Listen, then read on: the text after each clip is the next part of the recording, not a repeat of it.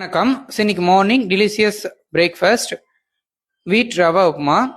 So vegetables எல்லாமே சேர்ந்து mix பண்ணது. சில விட்டமின்ஸு ஃபைபர் கண்டென்ட் அதிகமாக இருக்கும். ஸோ வீட்டிலேருந்து நமக்கு ப்ரோட்டீன் அதிகமாக கிடைக்கும். ஸோ கார்போஹைட்ரேட் அதிகமாக இருக்கும். விட்டமின் B6 அதிகமாக கிடைக்கும்.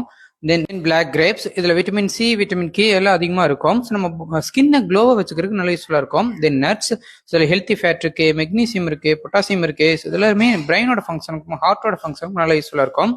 தென் ஆரஞ்சுலையுமே ஆன்டி ஆக்சிடென்ட் இருக்கு, விட்டமின் சி இருக்கு, இம்யூனிட்டி பவர் இருக்கும், ஸ்கின்னோட ஹெல்த்துக்கும் ஹார்ட்டோட ஹெல்த்துக்கும் யூஸ்ஃபுல்லாக இருக்கும். தென் ஆப்பிள் ஆன்டி ஆக்சிடென்ட் இருக்கு, விட்டமின் சி இருக்கு.